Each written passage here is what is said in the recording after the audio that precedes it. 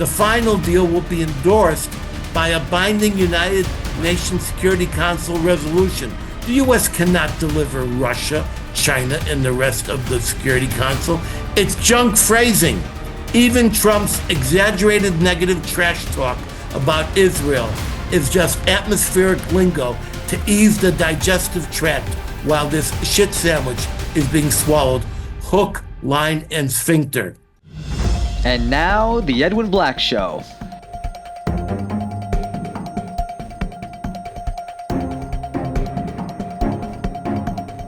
Sponsored by the books of Edwin Black, available on Amazon and at booksellers worldwide.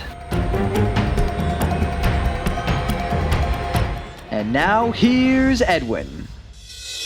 Hello, this is Edwin Black, investigative journalist, historian, and human rights author of 325 editions in 40 languages in 190 countries worldwide, including IBM and the Holocaust, War Against the Weak, and my latest, Israel Strikes Iran. Today we are live at the JNS Global Summit here in beauteous, eternal Jerusalem, where rarefied air invigorates every breath you take. And more precisely, we are in the spectacular, unbeatable architectonic splendor of the Waldorf Astoria in Jerusalem.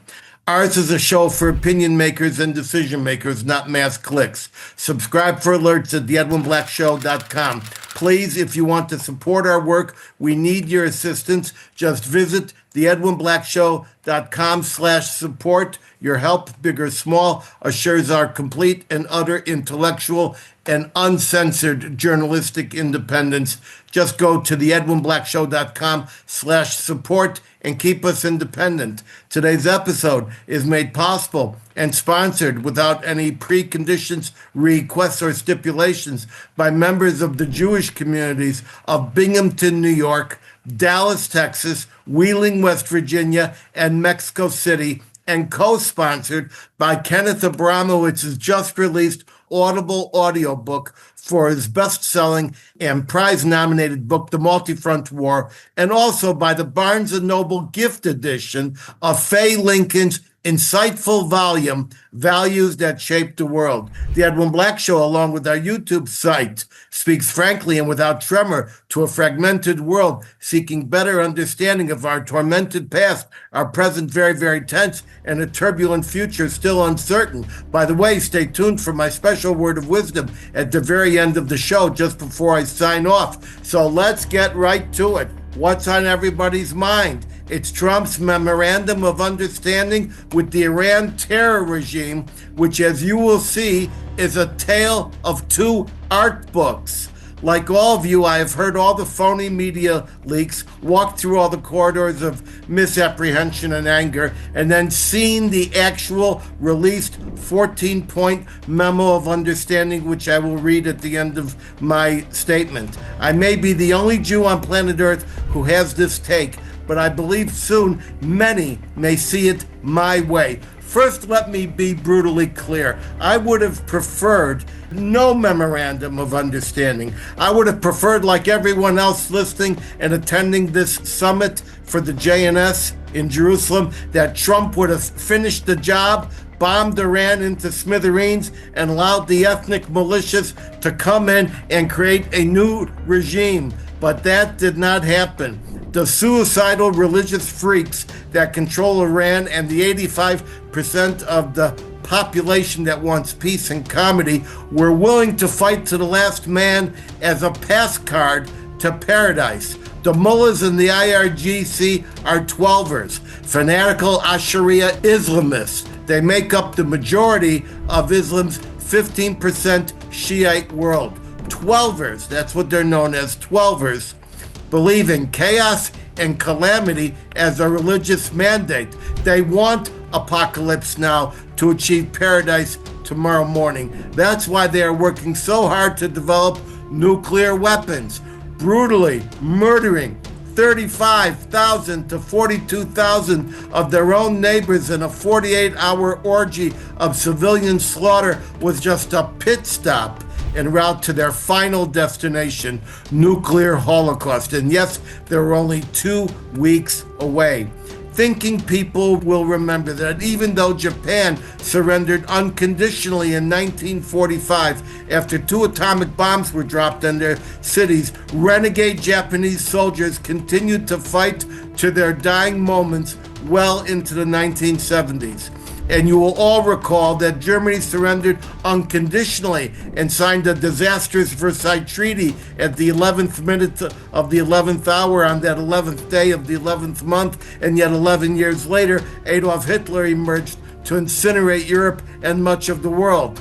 The mullahs had prepared for 47 years to face this suicidal moment, and Trump didn't even have 47 weeks to prepare to wage his war with diminished weapon stocks that he inherited. And because he is the world's best builder, he knows it's not enough to erect a skyscraper. A confluence of conjoining factors like economic conditions must be considered. So where do those 2 art books come in? Just wait for it. The fact is that Iran had developed a decentralized and autonomous lowerarchy of 31 centers of suicidal and fanatical action that was capable of holding the world hostage by closing the Strait of Hormuz. I've been waiting for this moment for almost 2 decades. In 2007, I wrote a book predicting this closure and how to survive it. It was called The Plan, How to Rescue Society the Day the Oil Stops or the day before. Complicating every military decision was the reality back home. The midterms are fast approaching with Democrat socialists, Democrat communists, Democrat nipple Nazis, Jew haters all, Israel haters all, Trump haters all. The Republicans, they are dizzy, they are dumb, and they are disorganized, while the anti-American elements of the Democrats are organized, ready, prepped, and with a high threshold for pain and a low threshold for embarrassment. They'll say anything, overlook anything, and lie about everything to regain either the House or the Senate. The haters at the bottom are fast rising to full party control and have not only captured commanding niches, forced traditional old-time Democrats like John Fetterman and Richie Torres to the margins, but they have banished moderation, accommodation, or any tolerance for Jews and Israel. They were riding a wave like a fanatical surfer, and that the economy is ruled by cheap oil, affordability, pain at the pump, and grief at the grocery store. Never mind that 401ks and stock portfolios riding a SpaceX rocket right to the stratosphere. The here and now for voters is not SpaceX, it's Safeway, the local service station, and a ticket on Southwest Airlines. And truth be told, we were running low on ammunition. It takes a year to manufacture a Tomahawk, and we used more than half our stockpile and only purchased less than 60 last year. After one of our destroyers fires all 96 of its tubes, the ship is out of commission for 3 weeks as it diverts to Diego Garcia and back to resupply and rejoin the fleet, especially since our NATO adversaries and weak sisters in that group, such as Spain, Turkey, Great Britain, and France, refuse to help. So back to the MOU. Here's where those 2 art books come in. The first is The Art of War, written about 400 BC by Sun Tzu. The second is The Art of the Deal, written in 1987 by Donald Trump. Together, they can create a third book, The Art of the War Deal, because the first chapters were composed over recent hours, days, and weeks to create this MOU. Anyone who reads the actual text can see these 14 points make a shit sandwich topped with Swiss cheese. But this shit sandwich was served up by a master chef, Donald Trump. There are so many holes, if, ands, or maybes about it. It all comes down to one thing, not a document, but a man with one hand on the signing pen and the other on the bomb button. And I will go into greater detail. So yes, Trump offered the IRGC everything but a diploma from Trump University and a set of stainless steel steak knives. Big talk, big numbers, but as he has declared over and over again, regardless of any fine print, and if he doesn't like anything, he replaces the shit sandwich with bombing the shit out of them. And that's a quote from the commander-in-chief. So what happened? A worthless deal that was just a prelude to let's make a real deal, and it was signed. No deal ever agreed to will be adhered to by the Iranians. Everyone, including the Donald, knows that. But in return, the Strait of Hormuz was reopened. Oil dropped like a rock, as predicted, to the low 70s, lower than a year ago. The stock market is now blowing out all the windows on Wall Street, setting new highs, and a few days ago, creating scores of new millionaires thanks to SpaceX. And the Israeli-hating Democrats just lost their propaganda chariot. The Republicans will now likely prevail in the midterms, paving the way for the next president of the United States, Marco Rubio. You heard me, Marco Rubio. Now, let's examine the details of that shit sandwich. Israel, remember, is not mentioned and not a signator.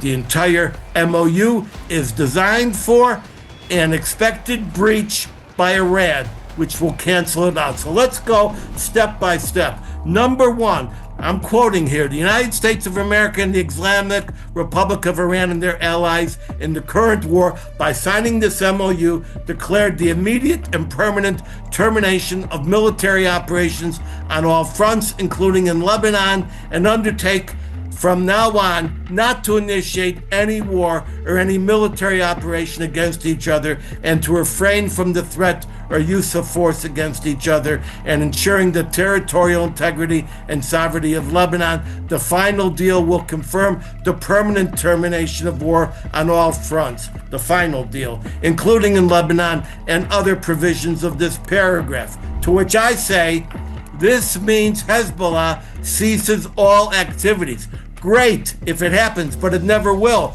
So Hezbollah's first attack over into Israel voids the MOU. Other options are also automatically stopped.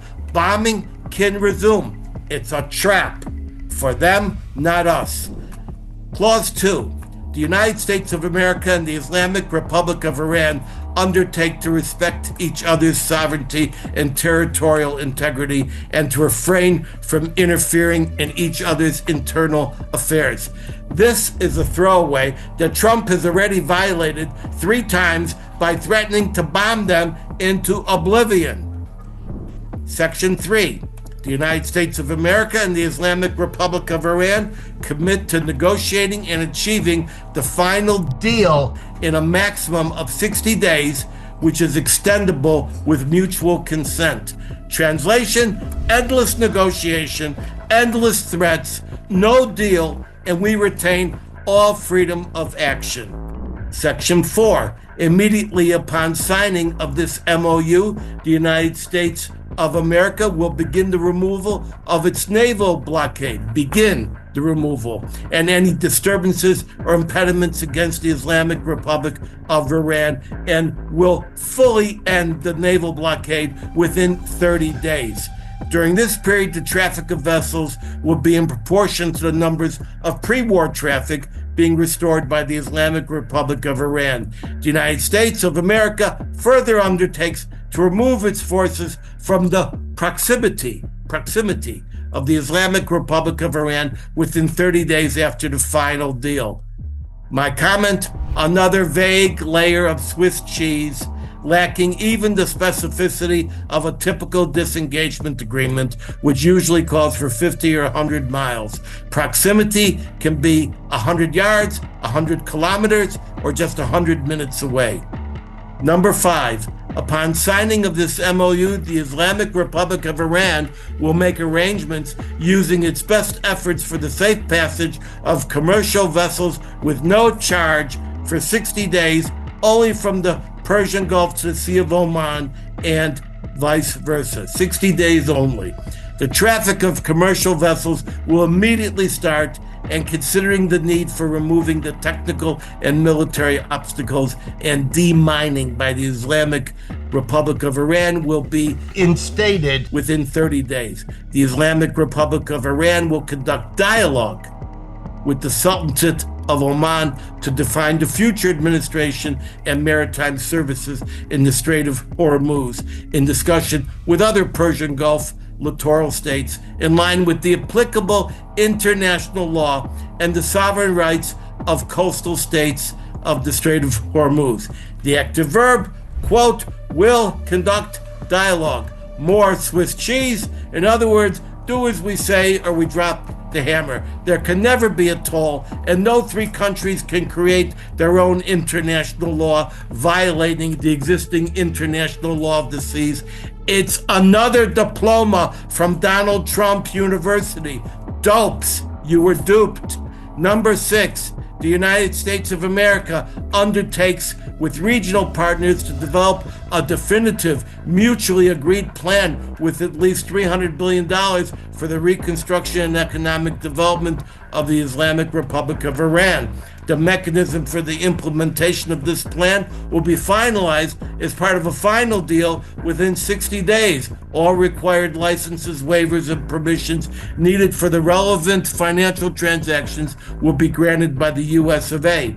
This is more pie in the sky that will never come to pass. Oh, that reminds me. What happened to the billions of dollars in reconstruction and investment in Gaza? Remember Trump Tower Gaza, Gaza casinos, and model cities agreed to last October? The hostages came back, and Gaza is still a hellhole. No investment fund will be approved if Iran misbehaves. And since Iran will always misbehave, it's bupkis. It's just another steak knife.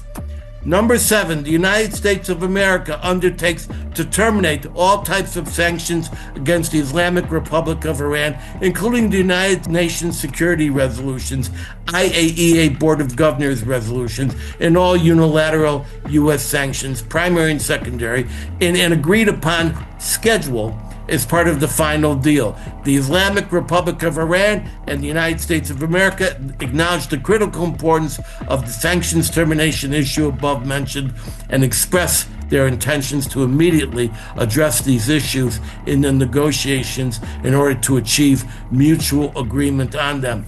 Meaningless. The U.S. cannot deliver the Security Council and won't even try if Iran misbehaves, which it will. It's more talk about talk.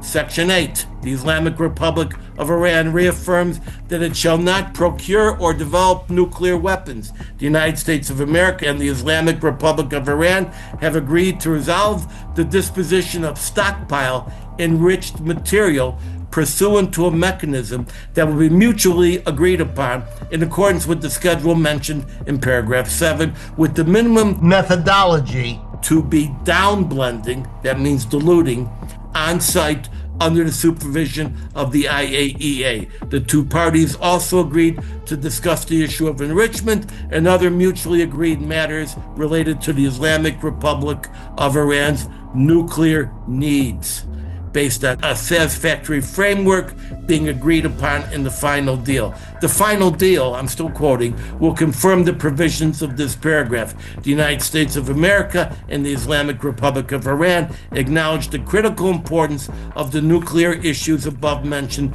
and express their intention to immediately address these issues in negotiations in order to achieve mutual agreement on them. People are screaming that downblending or diluting can easily be reversed. But look, they're leading us right to the stockpile. Thank you very much.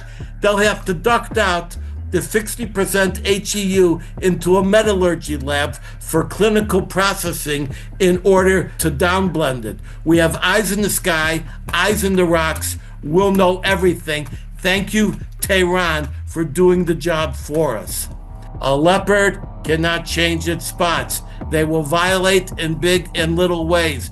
They will quickly queer the whole deal, and it's bombs away. Gay Ayatollah don't want to know you. The Donald is ready, Freddy. So it's more just sophism. Number 9, pending the final deal, the United States of America and the Islamic Republic of Iran agree to maintain the status quo.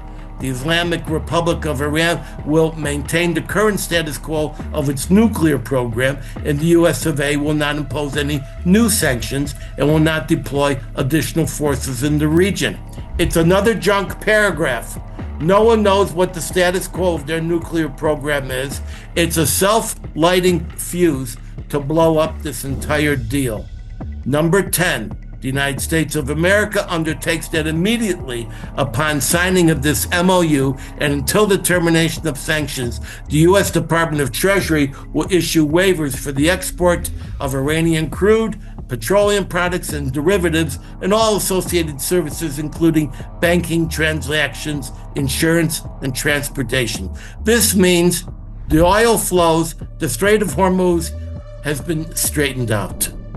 Number 11, the United States of America undertakes to make fully available for use the frozen or restricted funds and assets of the Republic of Iran. Upon the implementation of the MOU, the United States of America and the Islamic Republic of Iran will mutually agree on the procedures related to the release of these funds during the negotiations. Such funds, whether retained in the original account or transferred, shall be made fully usable for payment to any ultimate beneficiary designated by the Central Bank of the Islamic Republic of Iran. The United States of America undertakes to issue all the necessary licenses and authorizations accordingly.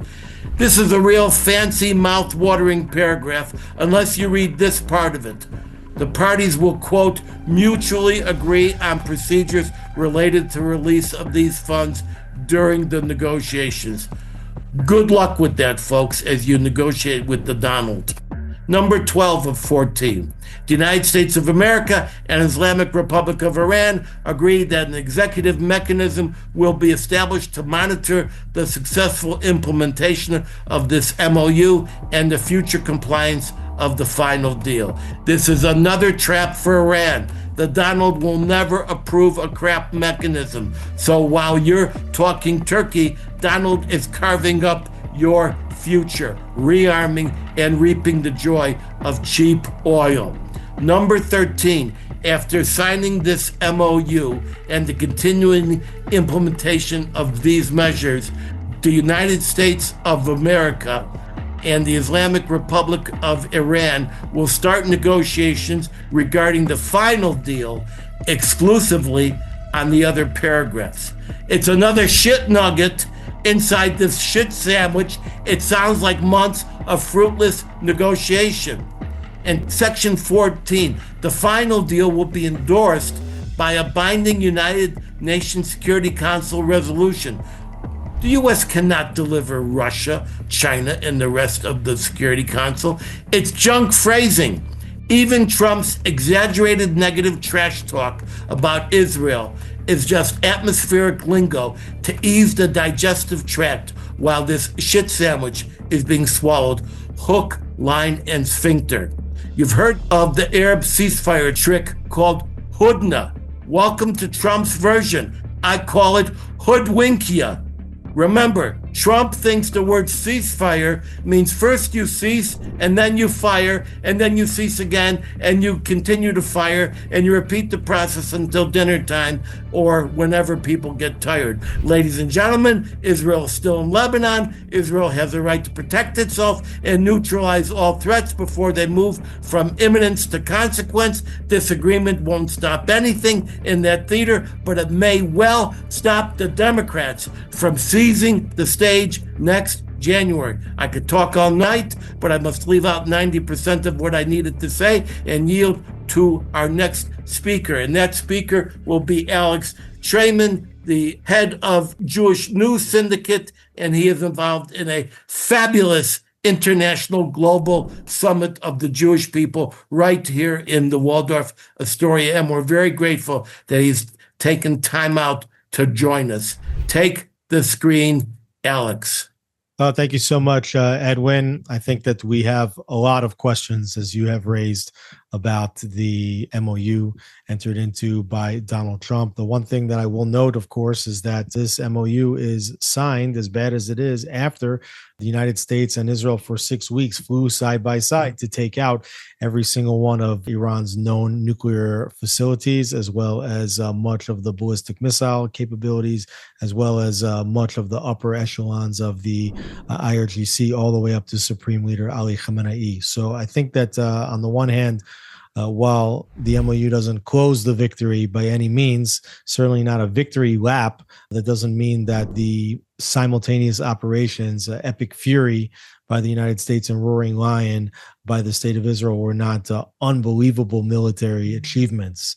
So I think it is important to recognize that any deal that's signed now with Iran is a deal that is signed after Iran no longer has a viable nuclear program, which in that sense makes it very different than the JCPOA, which just called on Iran to pause its very installed, I would guess, and sophisticated nuclear program. With that said, there's a lot of questions here in Israel, not just about Iran, also about Hezbollah in Lebanon, about Hamas in Gaza, upcoming Israeli elections, which are scheduled for October, Israeli relations with Europe, relations with Africa, relations with Latin America, relations with India, as well as with Southeast Asia. And we're going to be discussing this and much more, including also growing anti-Semitism in the United States, what's going on in the media, what's happening with AI, what's going on both the left side of the American political spectrum, what's going on the right side of the political spectrum. All this and more to be discussed by over 200 speakers over 2.5 days at the Waldorf Astoria Hotel, to be headlined by Prime Minister Benjamin Netanyahu, Israeli President Isaac Herzog, Foreign Minister Gideon Sa'ar, many other MKs and ministers, representatives, diplomats from over 30 countries, Mark Levin of Fox News, Life, Liberty, and Levin, and just many other media personalities, influencers, policy experts, legal scholars, and of course, the one and only Edwin Black. Well, thank you very much. I am chairing the Narrative War Forum, which I think is very important, because the narrative is what the public hears that allows it to give permission, passive permission, to the anti-Semites to do what they're going to do. This is the single most important secular Jewish event in the Jewish calendar, and you and a group of your core friends and colleagues and associates have put it together. You're taking over the Waldorf Astoria. I wish so many others could join you. You sold out. You don't have any more room, and you deserve all the praise that you're going to get starting tomorrow morning. So now let me ask you, what is your greatest fear about this MOU?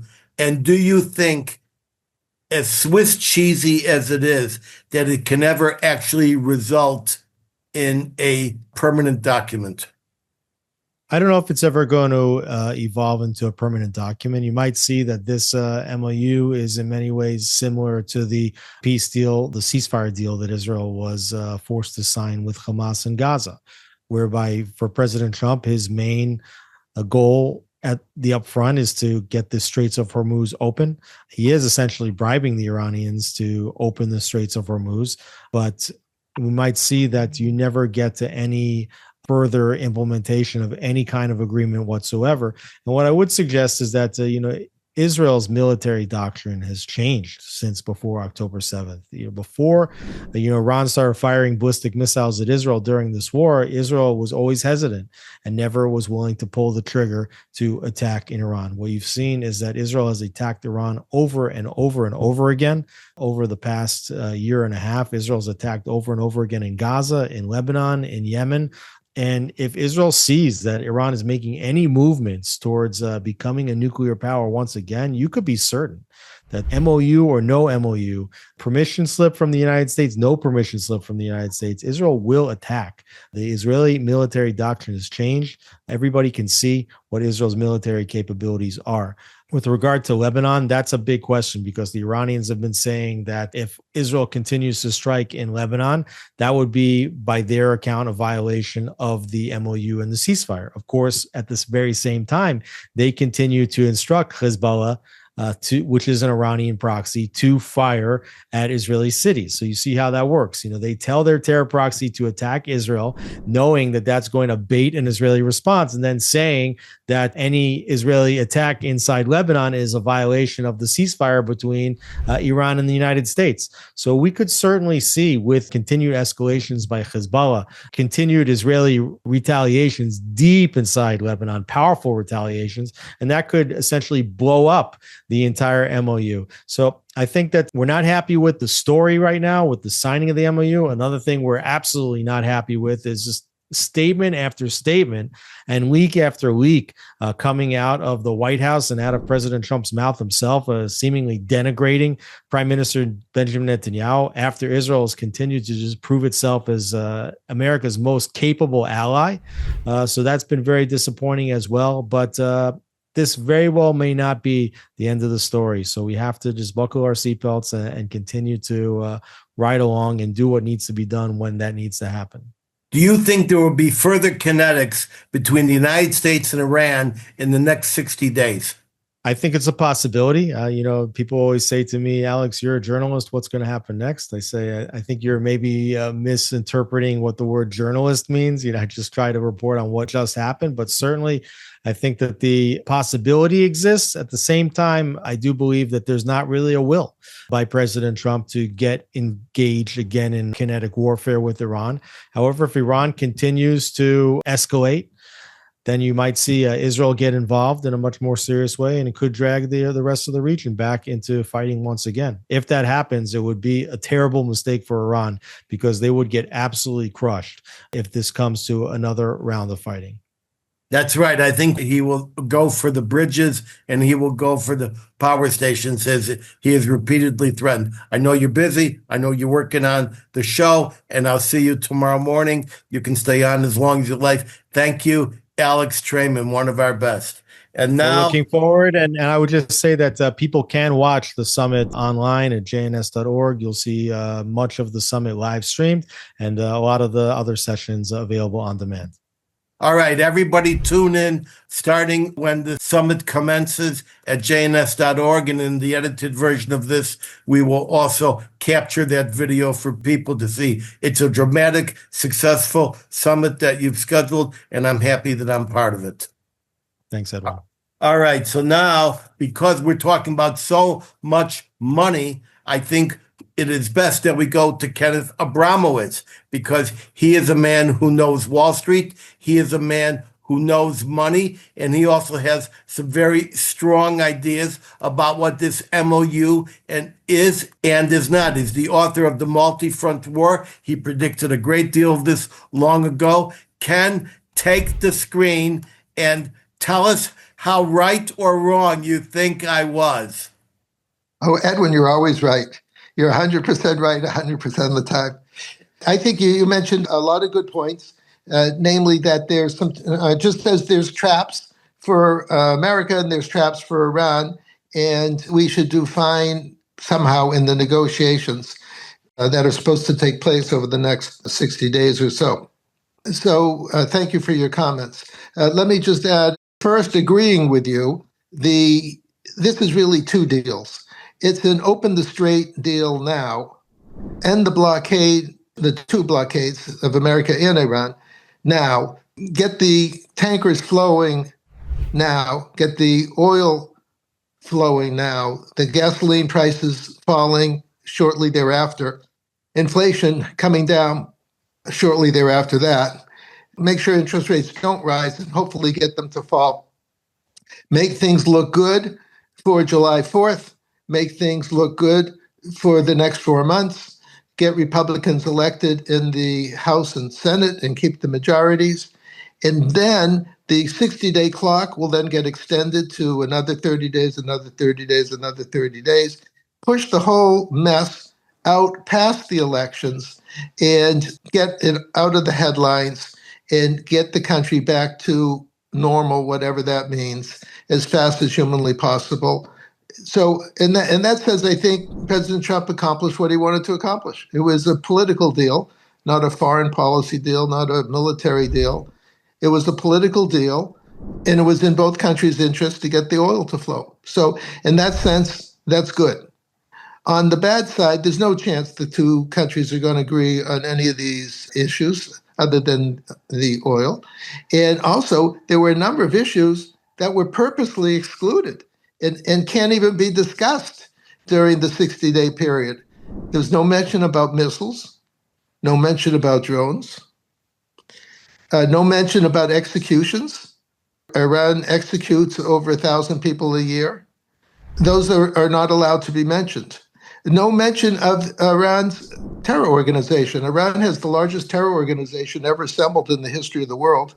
They have about 600,000, maybe as much as 1 million terrorists outside of Iran, 300,000 physical terrorists, 100,000 narco-terrorists, and about 200,000 cultural terrorists. In other words, mosques, schools, books, media, social media. There's no discussion about closing down their terror organization.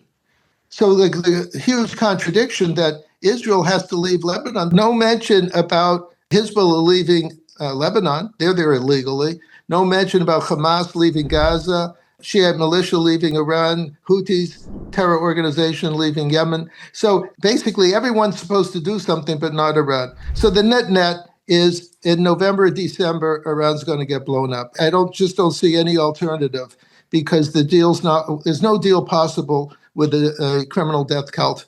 And somehow or other, after the elections are over, someone's going to start shooting at someone for some reason, and it'll lead to full-scale escalation. And President Trump will get what he wants. Get the issue off the front page till November so I can see what he's doing, and I don't blame him for doing what he's doing as a master politician. All right, I'm going to ask you a couple of questions. Thank you for your observation. First, you did say that the deal does not said that issues about ballistic missiles, et cetera, are not allowed to be discussed. But it actually doesn't say not allowed to be discussed. They're just silent on it. It can be discussed within the so-called larger frameworks. You agree on that, correct? Well, they had some language that we're only going to discuss the issues mentioned in the MOU. That is not in the final text. So they can discuss anything they want. The next thing is, do you believe that this MOU is going to result in any kind of a signed agreement in the next 60 days? Yes or no? No chance. By the way, if it were signed, just pretend it was signed, without closing down their 600,000 to 1 million and maybe more in their worldwide terror organizations, you know what would happen if we actually signed the deal? Our government would go to jail for providing material support for terrorism. We can't allow any financing to Iran from America, Qatar, anybody, nobody can give any relief to Iran as long as they have the largest worldwide terror organization in the history of the world. Otherwise, we become complicit. Can you imagine America becomes the world's largest state sponsor of terror in the world? Can you imagine the stain on America forever and ever? Well, you're a man of Wall Street and you follow the petrochemical industry. Would you agree with me that every day that goes by, the Strait of Hormuz is being sidelined and will no longer be relevant as alternative pipelines are being laid quickly by the UAE and even Saudi Arabia that will bypass the Strait of Hormuz, and that within a year or two, the Strait of Hormuz will basically be a secondary transit point, not a primary one. Do you agree with that? Yeah, I agree with that 100%. It's just that for the next year or two, Iran's going to be threatening to close the strait, every week. If you don't give me this, then I'm closing the strait. And so you can't allow a criminal organization, a mafia, a death cult to control the Strait of Hormuz. They've lost their right to control the strait. But you're right, in a year or two, everyone will bypass the strait and it won't be relevant. But for the next year or two, it's relevant. And there can be no agreement between Iran, Oman, and the United States to invent their own new international maritime law that will allow the strait to be tolled, because then the Strait of Gibraltar is going to be tolled, the Gulf of America is going to be tolled, the British Channel will be tolled, the Taiwan Straits will be tolled, the straits around the Philippines, the entire world will become hostage to anyone who decides they want to. So that's just more fluff and crap in this contract, right? Yes, I agree. In a perfect world, by the way, America would have taken over the Strait of Hormuz and kept it open forever to everybody. No tolls, no nothing. Iran has lost its right to control the Strait of Hormuz. Now, as you mentioned, in 2 years, they will lose their right to control the Strait of Hormuz because nobody trusts them and it'll be bypassed. But I'm just saying over the next 2 years, if President Trump had called me for advice, I would have said, take over the Strait of Hormuz right now. Set that as an example to the next group of criminals who want to take over an international waterway. Now, have you become less trepidatious about this MOU as of this moment than you were a couple of days ago, or even in the hours leading up to this show? Yes, in the sense that the only thing America really gave is, and Iran gave, basically each side said, fine, let's just open the strait. That's all. It'll benefit me, it'll benefit you, benefit the world economy, and everything else we'll discuss later, but we'll never agree on anything else. So you really don't have to worry about the implementation of the MOU because it'll never get implemented. So in that sense, I suppose it's good that the waterway is open for everybody. I'm anxious to learn whether any money is coming to Iran for any reason. Is Qatar releasing any funds? Are any impounded funds by Iran being released? Because if it is, and they haven't closed down their terror organization, America becomes the largest state sponsor of terror. I don't think President Trump wants to be known as as leading the world's largest state sponsor of terror. You know, Trump changes his mind more times than the weather changes its mind. I don't think that they're going to get a penny. I think they're going to be talking about it but meanwhile, the Strait of Hormuz is open, the oil has dropped, and the rest of this agreement is just a bunch of Swiss cheese that'll never result in a final accord. Thank you, Ken. And now I want to bring in our next speaker, and it's Faye Lincoln. And Faye comes to us from Salt Lake City. She's the author of Values That Shape the World, and she's an expert on ethics. And I've got an ethical challenge for her right now. How ethical is it to sign a deal with the devil when you know the devil's going to violate it? So give us your thoughts and tell us what you think about this horrible deal that just may be a head fake. Go take it, Faye. I absolutely, first of all, agree with you, Edwin, before I discuss everything, in that I don't think that ultimately there will be a deal. It will be very difficult to rise. And I don't think you're that far off in terms of what Alex was saying, because Alex, in his, very intellectual response, basically said that if Iran doesn't hold to things, then Israel will attack, essentially. So I hear the same thing, that there is a lack of trust factor as well. I want to come back to some of the human aspects to this, especially here in the United States, where the reaction among Jews in Israel and the United States about the wars in Gaza and Iran differ in many ways. The number one concern in Israel is security for its people, currently and in the future, and it takes seriously outspoken groups such as Hamas and the Ayatollahs, Hezbollah, who threaten to annihilate Israel. Lives are at stake. Building up nuclear sites, missile and drone attacks, and the October 7th massacre are witness to the seriousness of these threats. Many Jews in the United States, however, think differently, believe it or not, in terms of Gaza. Many see the attacks by Israel as being a disproportionate response against innocent Gazan lives. In terms of the war in Iran, why did we have to take a leadership role that worsened inflationary prices? I mean, we hear that across the country. So as I speak with groups and wrestle with these paradoxes, I've kind of reconciled the first dilemma of Gaza, and then I'll speak to Iran. Of course, many people may be innocent in Gaza, yet so many have grown up through their education system and religion to hate the Jews.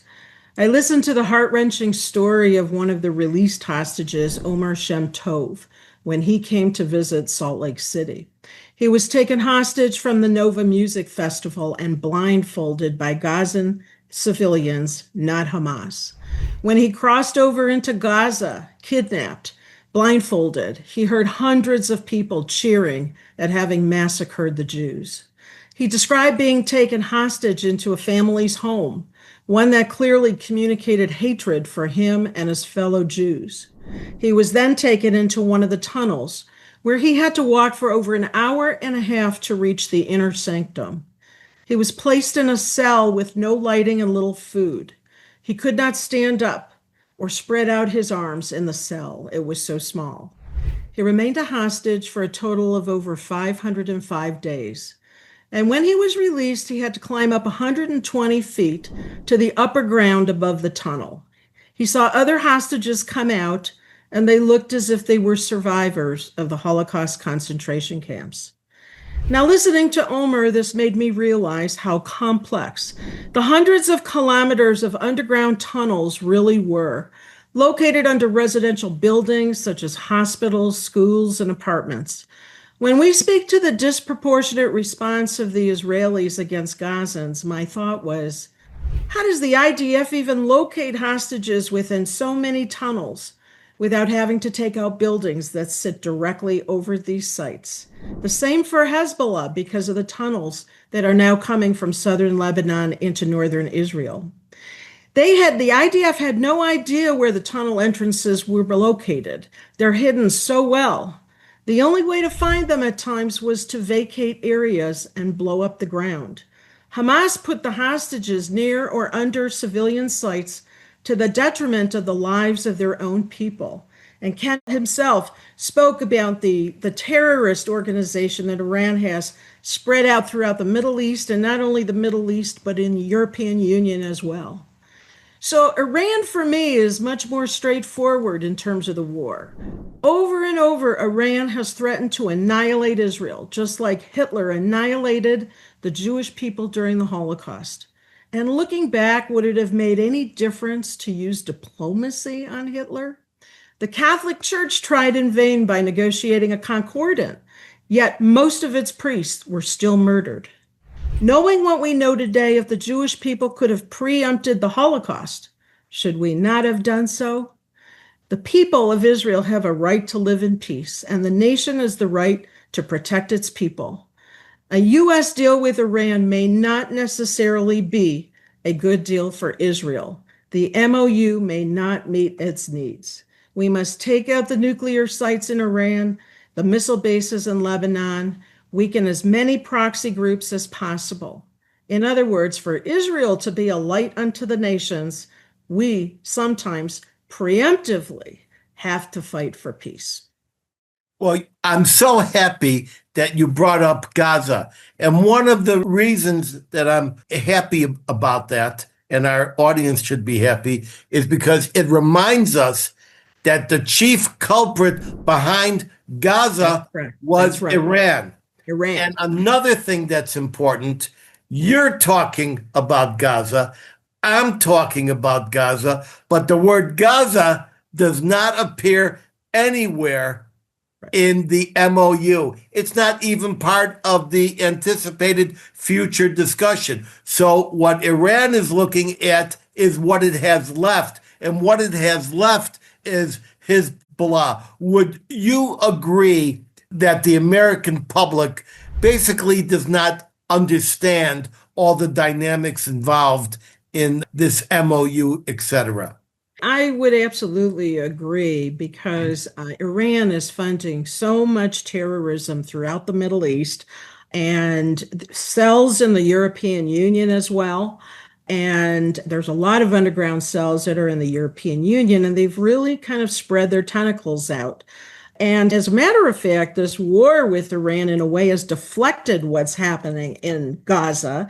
And yet I will tell you that here in the United States, people are talking about both, as if, Israel should not be doing any of this. They should not be dealing with Gaza. They should not be, dealing with Iran in the fashion that they are. And the reality is that, Israel sits in the heart of they're surrounded literally by the radical organization that's funded by Iran, whether it's Hezbollah in Lebanon, Syria with the missile bases, Gaza, the Houthis in Yemen, and they're just surrounded. And Israel's not the only one that's concerned. The other Sunni nations, obviously, because of what's happened with oil and the closure of the Strait of Hormuz, they're all being affected. And I think they all begin to realize that they have to work together in some fashion in the future. So, do you think that Trump did the right thing with this MOU? Are you feeling better about it today now that you have the text than you did yesterday? No, I don't feel better about it. I think what he did was political. I think that Trump's primary concern right now is, the rise in cost, whether it's oil or the downstream products that are impacted by oil. I think folks are correct. He needed to open the Strait of Hormuz. But trust me, Iran believes it has control of the Strait of Hormuz. So, whether even tomorrow they say, oh, they'll keep it open, they've really kind of got this under their own control. Oman's on the other end of it. And there may be an international, law of the seas, but I don't think that they necessarily feel that they need to follow that. So I think that's going to be a long-term issue no matter what. The other part of that MOU that I'm very concerned about, I'm concerned about many parts, but the one I want to bring up is the $300 billion that folks are talking about in terms of unfreezing assets that will go to Iran. The original mistake that occurred with the JCPOA when that was signed is that money went over to Iran and, there was really no control in terms of where that money would go. Folks hoped that it would go to help the people, but it really went to building uranium enrichment sites and nuclear facilities and missile bases.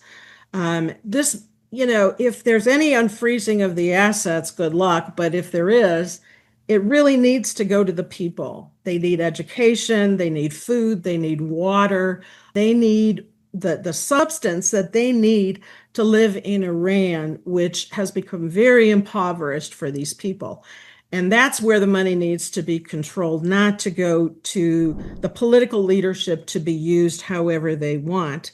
Recognize that the global community is going to be very concerned about the issue of oil. They've recognized now the vulnerability related to oil in the Strait of Hormuz.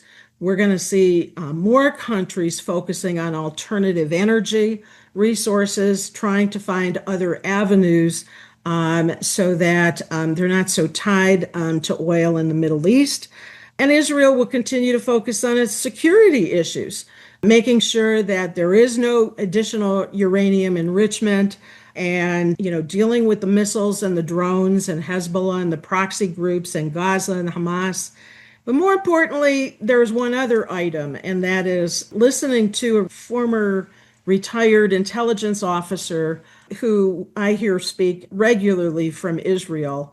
One of the hopes in this war, as well as what happened with Gaza and Hamas, is the ability to try to weaken the enemy in a way that Israel and others can begin to help reshape the Middle East, particularly in Iran and Hamas.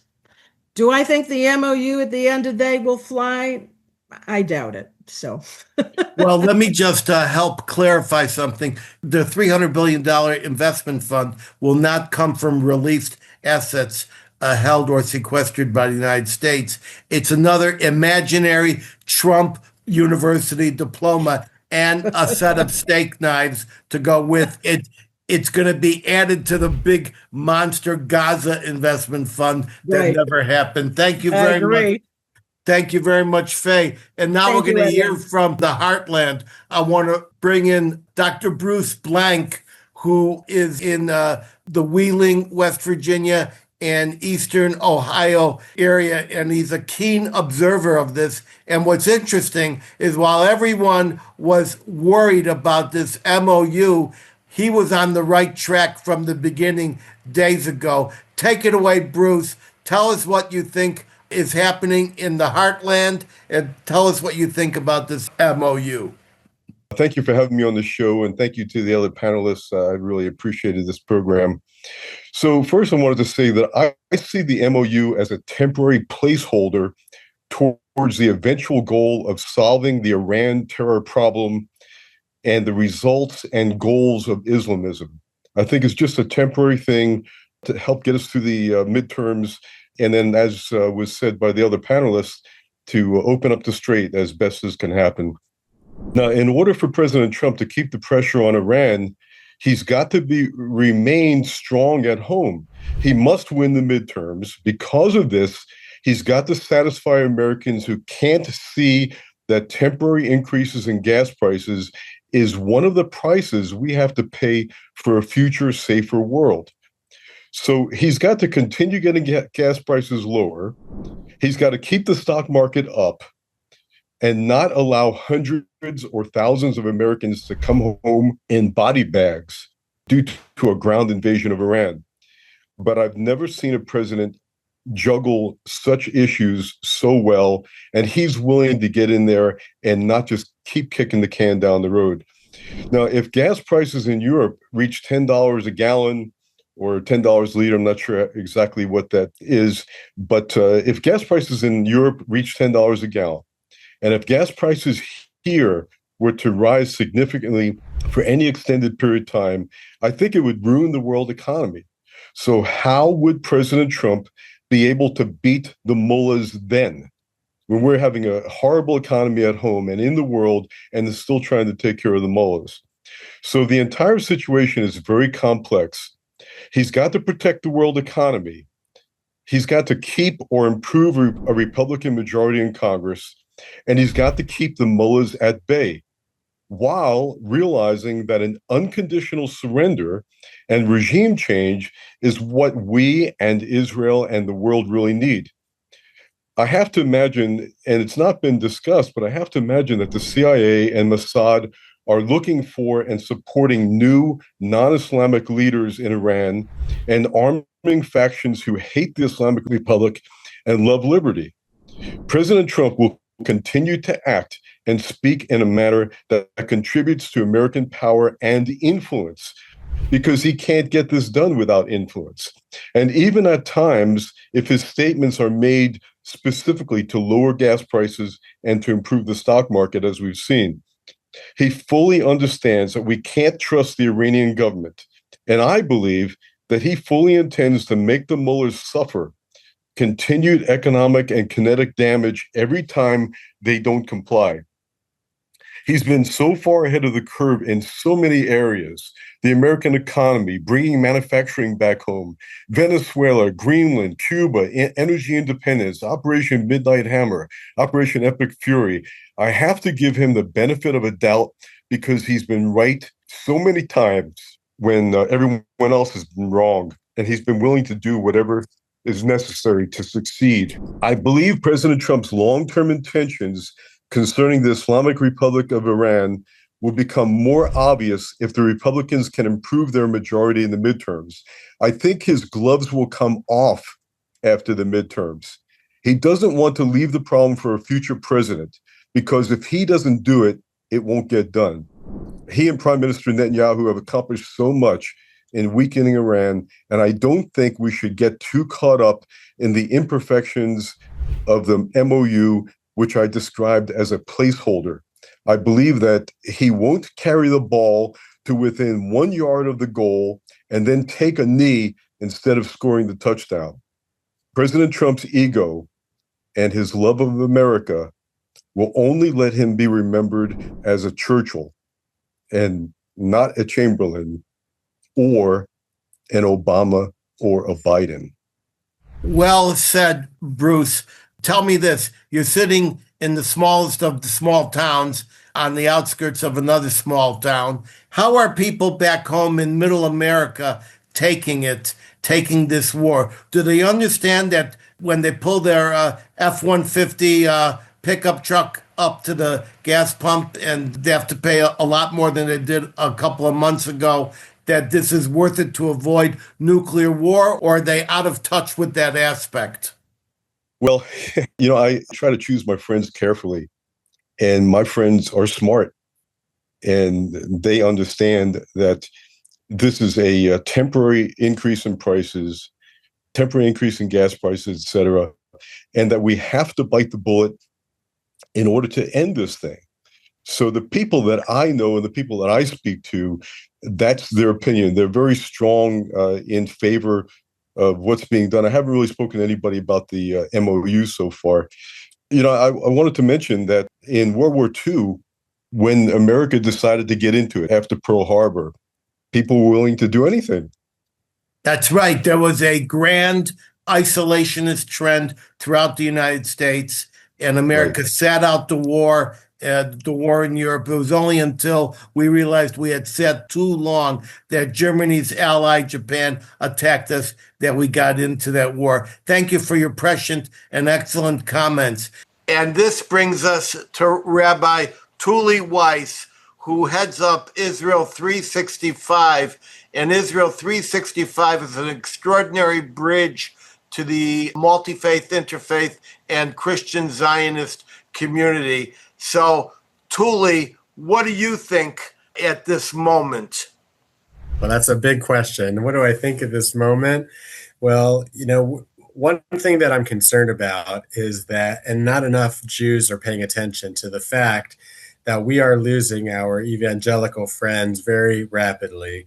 The movement of Christian Zionism has been building successfully for many decades, and we are seeing it dissolve, unravel, and disappear right before our very eyes. The young Christian Zionists are not with us. In fact, like most Americans, and unfortunately like American Jews, they're supporting our enemies more than they're supporting us. They're not. And so one thing that we need to do as a community is invest more in those relationships with Christians who support us. We need to be doing a lot more to say thank you to them, first of all, but also just building relationships, because there's theology and then there's relationships. And the theology is there. They do believe that they need to support Israel. It's based on the Bible. Genesis 12:3 is the main verse that they'll point to, that God says to Abraham that I want you to go from this land to the land that I will show you. There I will make you a great nation, and I will bless those who bless you. It doesn't say I will bless you. God says I'll bless those who bless you. And based on that, the Christians say, well, we need to bless the descendants of Abraham. And so there is the theology that is there that explains why they support Israel. They support the Jewish people. But what's missing is the relationship. Not enough Jews go out of our way to befriend Christians because of the bad history between us. But nowadays, it's a 5-alarm fire. If we lose the support of the evangelicals, we're going to really, all we have left is God at that point. Well, this is a troubling remark from you. I'd like some scale. When you say we're losing Christian support, Christian Zionist support, are you talking about in the last year, let us say, last 2 years? Are you talking about 5%, 10%, 30%? Quantify, please. So the Gallup polls show that it really depends on the age. If you are over the age of 60, chances are 70% you are pro-Israel. It's more from the Republicans, a little less if you're Democrat. But if you're over the age of 60 and you're an American, you're going to be pro-Israel. But if you are, and that's the same in the Christian world. If you are under the age of 30, if you're Christian, chances are 70% you are more sympathetic to the Palestinians than you are to the Israelis. So the numbers just drop off a cliff if depending on the age of the person answering the question. How long has this been a problem? Is this very recent? It's more than since the war. The war precipitated the big decline, but it goes back even before the war as well. It's something that we haven't been paying attention to. and we need to invest in order to, if not reverse the numbers, at least slow down the loss of support that we're going to be seeing from Christian Zionists and from America at large. And are enough leaders in the Jewish world paying attention to this five-alarm fire, or is it just you and me and a few other people? Well, it's somewhere between me and you and a few other people and the mainstream establishment. The establishment Jewish community for many years was so far to the left on social issues that they really were not interested in building relationships with Christians who are conservative. But now even the establishment Jewish community is coming around and looking to do more to develop these relationships. So it is changing. The Jewish world is waking up to the fact that it's important. Israelis get it more than Americans, but it is starting to penetrate, even in the halls of power, in the alphabet soup of Jewish organizations that are based in New York City. All right. Thank you for your troubling remarks, which we need to definitely pay attention to. Another five-alarm fire in the neighborhood, and you see the entire establishment is going down in flames. Mm-hmm. Well, Edwin, you told me that you're in the bad news business, so I wanted to, give you something that you would be comfortable with. You have fulfilled the mandate. Thank you, Rabbi. All right. Good to be with you. And now, ladies and gentlemen, we're always talking to experts and opinion makers and pulse takers in the United States. But there's a wider world out there, and Latin America is a very important part of that. So for that reason, I have now invited to join us Richard Cielak from Mexico City, who's going to give us his take on this MOU and his take on how this whole thing plays out in Mexico, our neighbor to the south, and Latin America generally. Ricardo, please take the screen. Thank you, Edwin. What I see from my side is, and also listening to a lot of what's been said, I see that it comes very much from an American perspective, as you said. And from Mexico, what I see is like Mexico is not really involved in all of this. So I think what allows me to do is have a more like outsider perspective.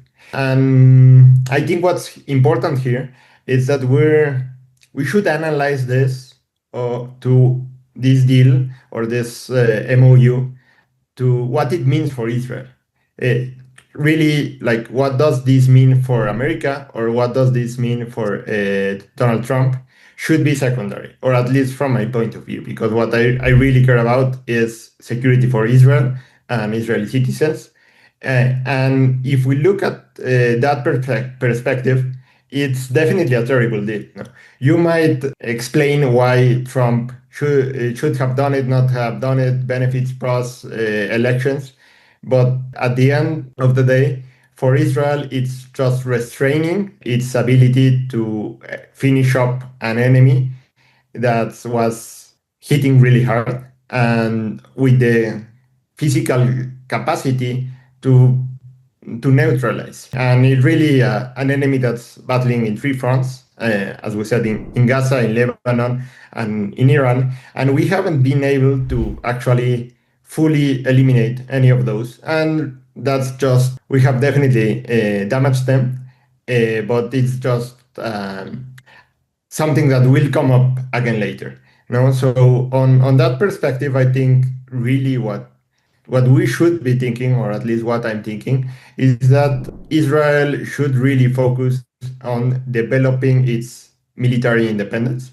It doesn't mean, okay, let's not have allies. It doesn't mean let's fight with the US. But if I need to, I'm able to defend myself and to eliminate any enemy without having to ask for permission or care about any other opinions, considering that maintaining the security for its citizens and its mandate, it's its first priority. Because we might have common interests, an intersection of interests with Donald Trump or with the US, but it's not exactly the same interests. And that's where these issues become relevant. And I think on my perspective, at least the silver lining on this MOU is that I think this becomes more clear and clear for the Israeli population that they need to stop relying as much on the US and develop its own ability to defend itself. And I think when they do that, we'll even have better allies. It's not that we'll fight for our allies because they respect us more. They'll be standing up for our needs and necessities, and I think that's what's needed, and we should not forget that, and let not restrain ourselves either by our enemies or our allies. And also, what's a good thing that I think has come up on all these different fronts is, although we had many difficult casualties, it has been every operation that we have done decisively has been very, in general, successful. And we have realized that we are very capable of destroying our enemies when we decide to. We have feared war with Iran for years, if not decades. And when we actually had faced it, we have been really successful on it. So we should not be afraid of it and face it head on, and have a movement in Israel that it's actually looking for Israeli interests, and seeing who aligns with that, it's secondary. But we should be looking at our interests and our independence. Now, Ricardo, this highly assertive stance that you have enunciated, is this common in Mexico and Latin America? Is this what the general public feels, what the Jewish community feels? How typical is what you've expressed? I think it's becoming more common. I would say this wasn't the mainstream opinion, definitely not a few years ago. And right now, I don't know if it's still mainstream or not, but it's definitely becoming more popular. And I think part of it is we as Jews have become, after generations and generations, become accustomed to be persecuted. And we're afraid whenever we see someone that wants to destroy us. And it's easy, or it's at least emotionally, it's easier to look at, okay, let's get a big friend. No, I'll be friends with the biggest guy in the room, and he'll defend me. But after I think more and more we're realizing that we can defend ourselves, and also that this big guy in the room might be your friend at times, but he's looking out for himself, and he might help you, but only when it's when interests align, and that's not at all times. So I think this is becoming more common, and people are starting to realize that maybe its interests are not completely aligned. And I think what's even more powerful is that even if interests were really aligned, is that we can do it ourselves. It's not these enemies. When we decide to, we can definitely take them on. Well, I know from personal experience that the Mexican Jewish community is extremely assertive and cohesive. And I'm very happy, Ricardo, that you have spoken the words that you have and given us an insight. And with that, I'm going to say, ladies and gentlemen, we're way out of time. We had a lot of guests, but I want you to hold for my closing word of wisdom. Just 2 minutes away. Don't go away. Read us. Sit where you are. But first, I want to thank my very brilliant guests. Plus, I want to thank my talented international team, including Rebecca in the Philippines, Eve in New Jersey, Carol, she's right here in Jerusalem, Holly in Nashville, and many others in numerous additional cities around the world. I see everyone back here in 2 weeks at 3 p.m. You want to be a friend of the Edwin Black Show? Go to theedwinblackshow.com/support. Keep me independent. You want to hear me in person? Fine. Consult my events page at edwinblack.com. Until then, head over to any Barnes & Noble in the USA or any Amazon, Walmart, iTunes Books, Google Books, Kobo, or Audible.com platform in 190 countries across this roiling, toiling, boiling planet, where you can find any of my 325 book editions, such as IBM and the Holocaust, and my latest, Israel Strikes Iran. You want an autographed copy? Hit edwinblack.com and click books. You can get access alerts to participate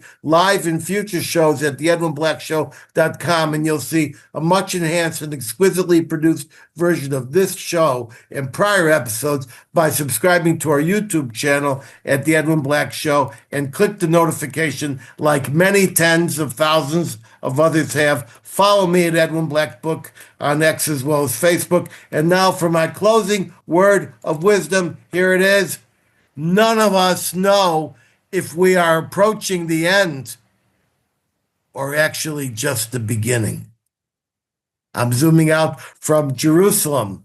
Bless all of you. Pray for all that is unfolding before our very eyes.